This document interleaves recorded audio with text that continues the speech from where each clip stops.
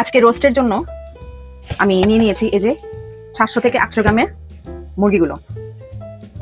আর এটাকে আমি একটু পরে ভাজবো। এর আগে আমি সামান্য পরিমাণের আদা রসুন দিয়ে দিলাম।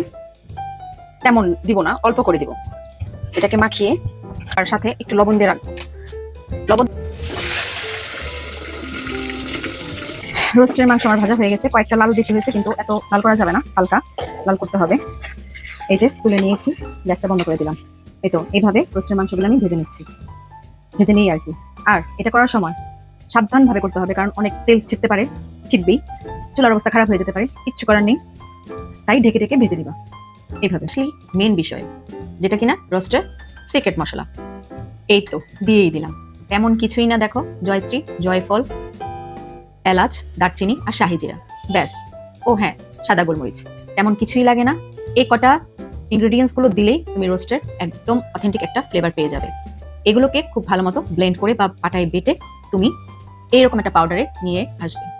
আর এই পাউডারটা তুমি রাখতে পারো ফ্রিজে প্রায় 1 মাস। তেল দিয়ে দিচ্ছি, তেলের মধ্যে তেজপাতাও দিচ্ছি আমি। এখন দিয়ে দিব বেশ খানিকটা পেঁয়াজ। এই পেঁয়াজটাকে একদম বেরেস্তার মতো করবো, বেরেস্তাই করবো।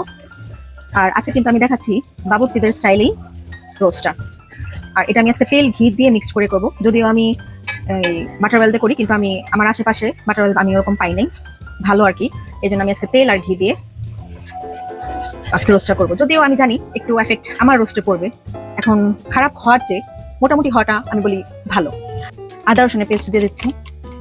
এখন দেবো গোড়ামরিচটা দিব জাস্ট আমি কালারের জন্য। এটা টেস্টও আনবে, কিন্তু আমি কিন্তু ঝালের জন্য এটা দিচ্ছি না, এটা আমার কালারের জন্য। মশলা কষানোর জন্য আমি একটু পানি দিয়ে দিব। একটু মশলা আমি কিন্তু এখনো রোস্টের মশলাটা দিইনি, একটু নাড়াচাড়া করে নিই, এখনই দিয়ে দিব। কালারটা কিন্তু এই বেরেস্তার কালারটাও আসবে, আর হচ্ছিল মরিচটা, যে মরিচের গুঁড়াটা যে দিছে সেটাও আসবে। আর যদি তোমার ঝাল খেতে চাও তাহলে তোমার মরিচের গুঁড়াটা একটু বেশি দিতেই পারো। ঠিক, আমার রোস্টার মশলা 2 চামচ আন্দাজ করে এই যে দিয়ে দিলাম। এখন এটাকে আমি ভালো মতো কষাবো। নুন আমি দিয়ে দিয়েছি এখানে, তেমন আদা রসুন, নুন, মরিচের গুঁড়া আর হচ্ছে আমার রোস্টের মশলা দেওয়া কমপ্লিট। এখন আমি দিব এখানে বাদাম। এই বাদামটার মধ্যে আছে পেস্তা, কাজু আর হচ্ছে কাঠবাদামটা। এটা আমি অল্প করে দিয়ে দিচ্ছি। আর এটা দেওয়ার পর কিন্তু একটু নাড়াচাড়া করতে হবে, এটা কিন্তু লেগে যায় যেহেতু বাদাম, এটা আমাকে খেয়াল রাখতে হবে। তোমরাও খেয়াল রেখো, একটু ঘন ঘন নাড়াচাড়া দিও।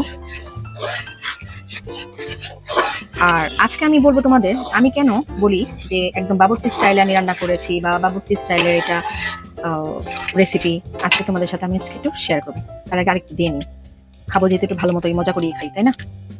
কিন্তু আমরা যখন ছোট ছিলাম আমাদের বাড়িতে আর কি, পুরান ঢাকার বাসায় যখনই কোনো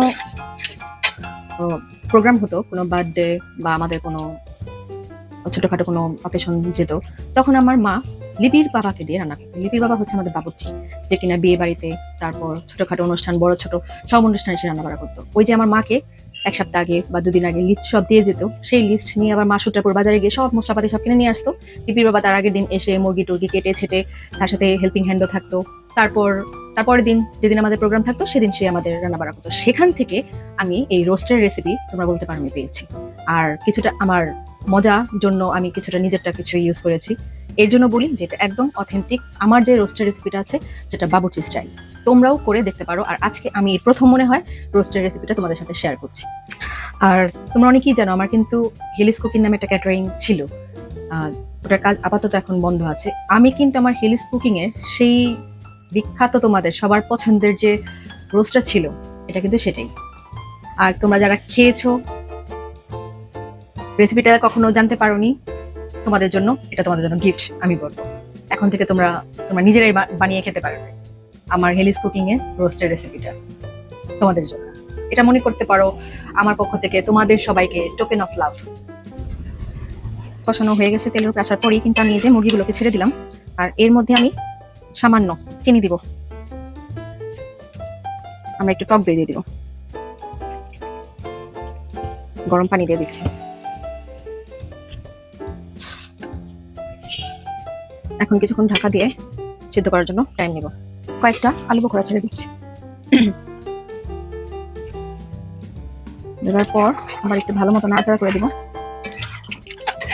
আমার রোস্ট ফ্রাই হয়ে গেছে।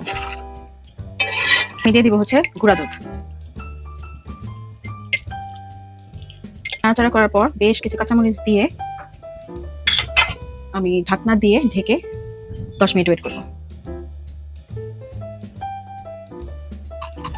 আমার রোস্ট রান্না একদম কমপ্লিট। লাস্টে আমি এই যে ঘিটা দিয়ে দিচ্ছি। আমার কিন্তু রোস্ট রান্না শেষ। আমি একটা কথা জিজ্ঞেস করবো? বলো। আমি জিজ্ঞেস করতে চাচ্ছি যেটা তুমি রোস্টের মধ্যে গুঁড়া দুধ কেন দিলা? হ্যাঁ, গুঁড়া দুধটা আমি কেন দিলাম, এখানে মাওয়া দেয় লাস্টে আর কি, মাওয়া দিয়ে নামিয়ে নেয় যাতে করে জিনিসটা খুব একটু ঠিকই হয়।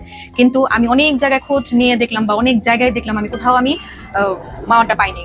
দুধের দাম বেড়ে যাওয়ায় ওরা মাওয়ার মধ্যে হয়তো ময়দা মিশিয়ে রাখে, যেটা আমি আমার খাবারে হয়তো আমি দিব না। যার কারণে আমি দুধটা দিয়ে আমি আমার রোস্ট আজকে রান্না করলাম। ভালো ভালো কোশ্চেন, তুমি এটা ধরতে পারছো। আর একটু বেরেস্তা দিয়ে রেখে দিব।